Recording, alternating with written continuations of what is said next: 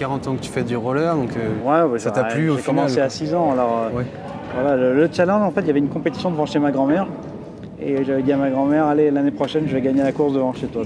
D'accord. C'est jamais arrivé, mais j'ai fait du roller et ça m'a lancé. Mais bon, quelques années plus tard, tu as fini champion de France. Donc. Ouais, voilà. Je pense que j'avais une bonne maîtrise de l'élément.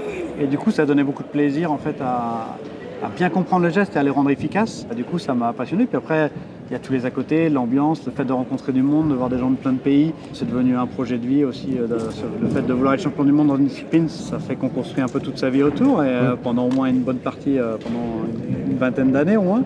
Je voulais savoir le moment qui t'a le plus marqué dans ta carrière, celui où tu as pris le plus de plaisir et que tu te rappelleras toute ta vie. Il y en a eu plusieurs forcément. Après, il y a un moment que je retiens particulièrement, c'est une course avec Thomas Boucher. C'est le 1000 mètres à l'Aquila en Italie en 2004. On fait 1 et 2 au championnat du monde.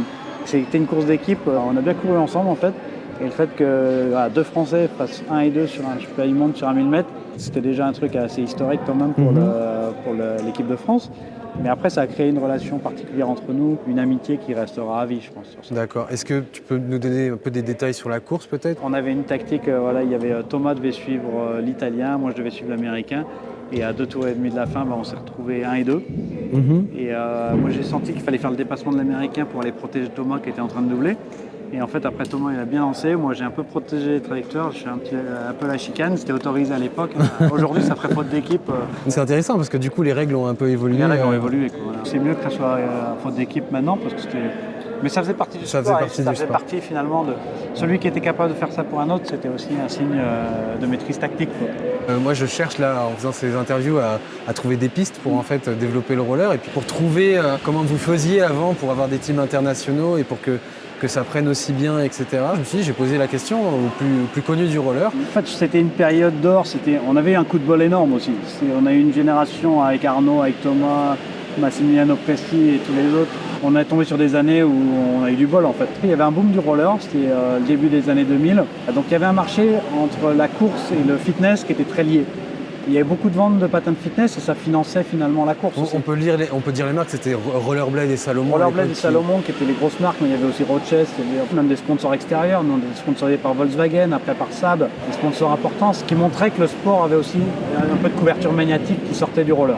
Donc voilà, il y avait plein d'équipes professionnelles, on avait des salaires, on faisait le tour du monde, on partait tous les week-ends en compète. C'était le rêve. Maintenant ça a un peu réduit. Mais il y a d'autres opportunités en fait. La spécificité de l'époque, c'était qu'il y avait ces gros marathons et qu'au départ de chaque course, il y avait 3000, 5000 personnes derrière nous, donc ça finançait. Ça finançait les équipes pro. Aujourd'hui, il y a moins ça, c'est plus des courses sur piste. Mais il y a une autre chose, c'est que maintenant, il y a YouTube, il y a Internet, il y a les réseaux sociaux. Et en fait, c'est notre fenêtre médiatique. Donc tu penses que les réseaux sociaux, ça pourrait nous aider On n'a plus forcément besoin. Les marathons vont être importants pour le marché fitness, mais il y a un marché piste et un marché spectacle avec la piste qui peut être énorme, qui peut attirer plein de sponsors parce que ça devient un sport spectacle. Là, dernièrement, il y a eu les derniers World Games qui ont été bien filmés un peu en mode championnat olympique et ça fait des millions de vues sur YouTube.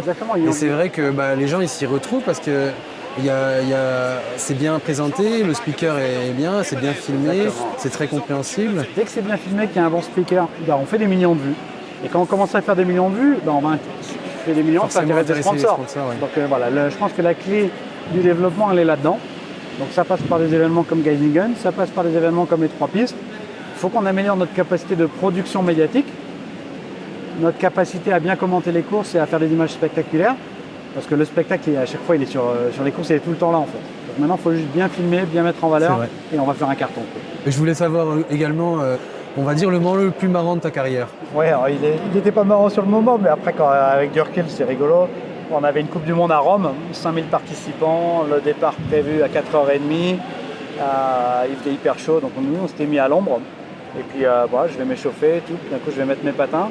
Et j'entends un coup de pistolet. Et puis d'un coup, je regarde vers la ligne de départ et en fait, je commence à voir tout le monde qui part. Et en fait, ils avaient avancé le départ d'une demi-heure comme ça sans prévenir. C'était en quelle année ça ? crois que ça devait être en 96 ou 97. C'était le début des équipes professionnelles en fait. Il y avait beaucoup de monde dans le marathon là. Ouais, 5000 participants au départ. Et du coup, je me suis trouvé à partir derrière tout le monde. Et pendant 42 km, j'ai slalomé entre 5000 pédaleurs pour essayer de rattraper la. C'était impossible de rattraper les premiers. En me disant, j'ai loupé le départ, voilà, il faut tenter. Mais bon, j'étais. Et tu t'es classé, tu te souviens? Je sais même plus. J'étais largué quoi. C'était le début des équipes professionnelles et on se retrouvait à Rome à rater le départ d'une Coupe du Monde. Merci beaucoup de m'avoir accordé ce temps. J'espère que ça va prendre. Là j'ai encore 3-4 champions du monde à interviewer. Il y a Edwin, il y a Jos Deba qui va être là, tu as des Colombiens aussi à interviewer. Donc c'est cool. Merci, bravo pour l'initiative Elton. Merci Pascal.